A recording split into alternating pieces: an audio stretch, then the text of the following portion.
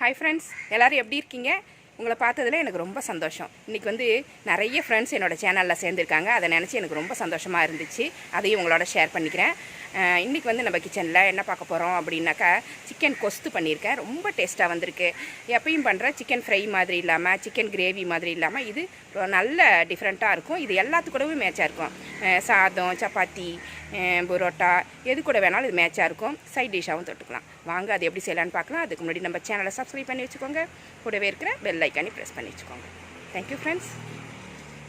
இன்றைக்கி நம்ம கிச்சனில் என்ன பார்க்க போகிறோம் அப்படின்னாக்கா, சிக்கன் கொஸ்து பார்க்க போகிறோம். இது சிக்கன் ஃப்ரையில் இது ஒரு வெரைட்டி, ரொம்ப நல்லாயிருக்கும். சிக்கன் குழம்பு வச்சுட்டு நம்ம ஃப்ரை பண்ணுவோம் பார்த்தீங்களா, அதுக்கு பதில் இது மாதிரி பண்ணி பாருங்கள், ரொம்ப நல்லாயிருக்கும்.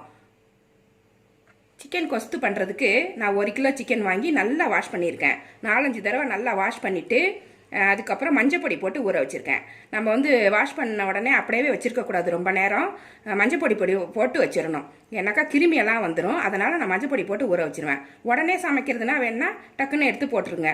கொஞ்சம் நேரம் நம்ம வெங்காயம் தக்காளிலாம் கட் பண்ணுற வரைக்கும் இது மஞ்சப்பொடியில் ஊறிச்சின்னா அந்த கவுச்சி தன்மையும் போயிடும், கிருமியும் வராது. இந்த மாதிரி வாஷ் பண்ணி மஞ்சப்பொடி போட்டு எடுத்து வச்சுக்கோங்க.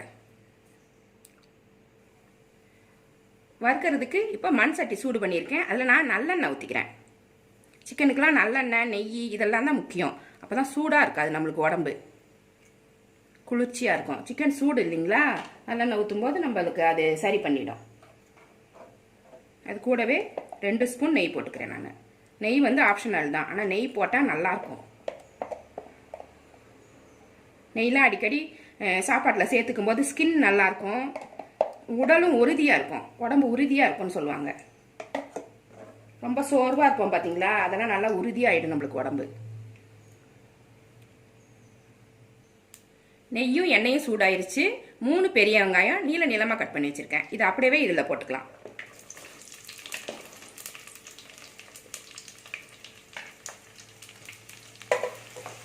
பட்டை கிராம்பு ஏலக்காய்லாம் ஒன்றும் தாளிக்க தேவையில்லை, இப்படி போட்டாலே நல்லாயிருக்கும்.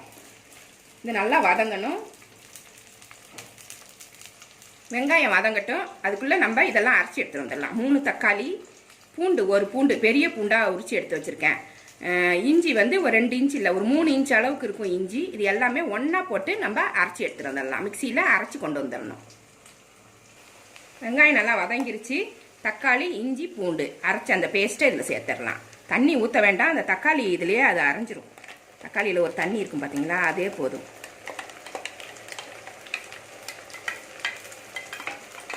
நீங்கள் மண் சட்டியில் தான் செய்யணும்னு கிடையாது, வானல்லே செஞ்சுக்கோங்க. வானல் இருந்துச்சுன்னா அது மாதிரி. சிக்கன் நான் 1 கிலோ போட்டிருக்கேன். 1/2 கிலோ கூட போட்டுக்கலாம். உங்கள் வீட்டில் எவ்வளோ பேர் இருக்காங்கன்னு பார்த்துட்டு அந்த அளவுக்கு போட்டுக்கோங்க.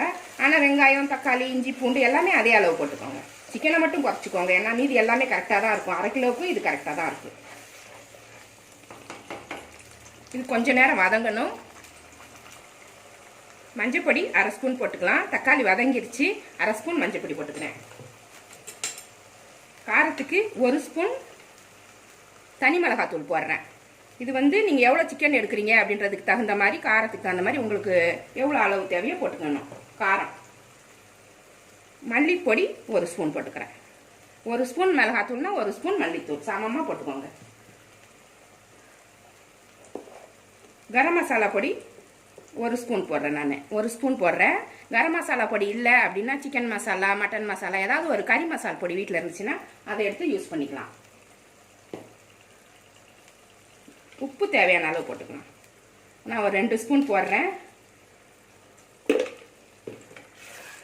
இது எல்லாமே சேர்த்து நல்லா கலந்து விட்டுறேன்.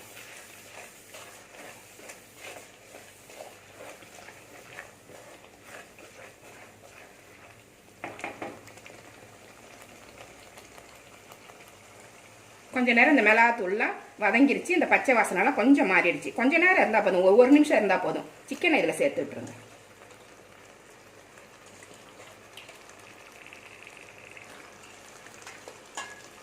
இந்த கொஸ்து சூப்பராக இருக்கும். சாதத்தோடையும் சாப்பிட்லாம். இட்லி, தோசை, சப்பாத்தி, புரோட்டா, நான் எது கூடவும் நல்லாயிருக்கும்.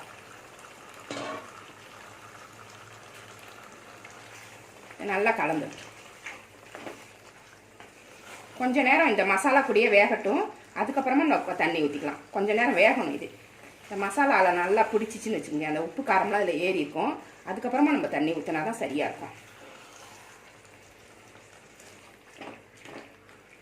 கொஞ்சம் நேரம் இதிலே இருக்கட்டும். அப்பப்போ கிளறி விட்டுக்கணும். கொஞ்சம் நேரம் வதங்கிருச்சு. இப்போ கொஞ்சமாக தண்ணி ஊற்றிக்கோங்க. சிக்கன் வேகிறதுக்கான தண்ணி. டக்குன்னு வெந்து போயிடும் சிக்கனு. அடிக்கடி கிளறி விட்டுக்கணும், இல்லைன்னா அடி பிடிச்சிரும்.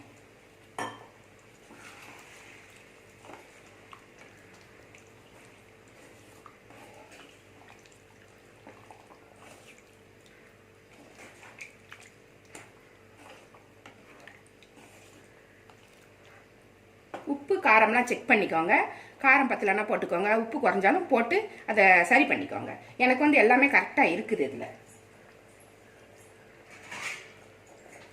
ஒரு தட்டு போட்டு மூடிடணும். அடிக்கடி கிளறி விட்டுறணும். நல்லா சிக்கனை வேக வச்சு எடுக்கணும். ஊற்றின தண்ணிலாம் நல்லா சுண்டி வந்துருச்சு பாருங்க. நல்லா சுண்டிருச்சு. சிக்கனும் நல்லா வெந்துருச்சு. இது எப்படி இருக்கணும் அப்படின்னா, இந்த மாதிரி ஒரு திக்கு கிரேவியாக இருக்கணும். இதுதான் கொஸ்து. சிக்கன் கொஸ்து வந்து இந்த மாதிரி இருந்தால் தான் இட்லி தோசைக்கெலாம் தொட்டுக்கலாம், சாதத்துக்கும் நம்ம ஊற்றி சாப்பிட்டுக்கலாம். இதை சைட் டிஷ்ஷாகவும் வச்சுக்கலாம். நல்லாயிருக்கும், எல்லாத்துக்குமே இது நல்லாயிருக்கும். இப்போ லாஸ்ட்டாக ஒரு அரை எலுமிச்சம்பழம் எடுத்திருக்கேன். ஒரு எலுமிச்சம்பழத்தில் பாதி தான் எடுத்திருக்கேன். இதை லைட்டாக புழிஞ்சு விட்டுக்கோங்க. அப்போ தான் திகட்டாமல் இருக்கும் நம்மளுக்கு சிக்கன். கொஞ்சம் சாப்பிட்டோன்னே திகட்டும் பார்த்தீங்களா? எலுமிச்சம்பழம் கொஞ்சமாக புழிஞ்சி ஊற்றிட்டிங்கன்னாக்கா இந்த திகட்டாது நம்மளுக்கு. நல்லா கிளறிக்கோங்க.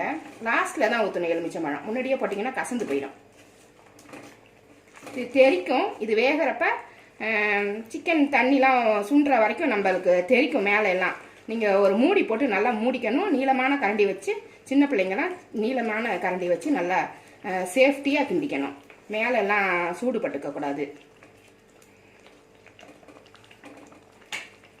இப்போ லாஸ்ட்டாக கொத்தமல்லி, புதினா, கருவேப்பிலை எல்லாமே கட் பண்ணி வச்சுருக்கேன். எல்லாத்தையுமே இதில் தூவிடலாம்.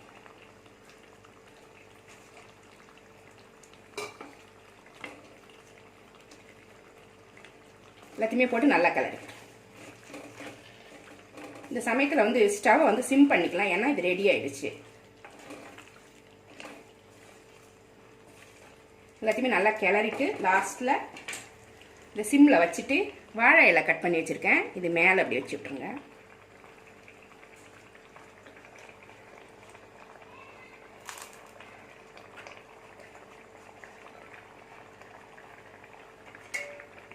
மூடியை போட்டு மூடி விட்டுருங்க. இந்த சிம்மில் ஒரு 5 நிமிஷம் இருந்தால் போதும். அதுக்கு மேலே இருக்க வேண்டாம், ஏன்னா அடி பிடிச்சிரும். மண் சட்டி இல்லைங்களா, சூடு அதிகமாக இருக்கும், அடி பிடிச்சிரும். 5 நிமிஷம் இருந்ததுன்னா அந்த வாழை இலையோட வாசனை ரொம்ப நல்லாயிருக்கும். அந்த சிக்கனோட சேரும்போது ரொம்ப நல்லாயிருக்கும். அதுக்காக தான் 5 நிமிஷம் இருக்கணும்னு சொன்னேன். 5 நிமிஷம் கழித்து நம்ம திறந்து பார்க்கலாம். 5 நிமிஷம் ஆயிடுச்சு. இதை ஓப்பன் பண்ணிடலாம். இலையை வெளியில் எடுத்து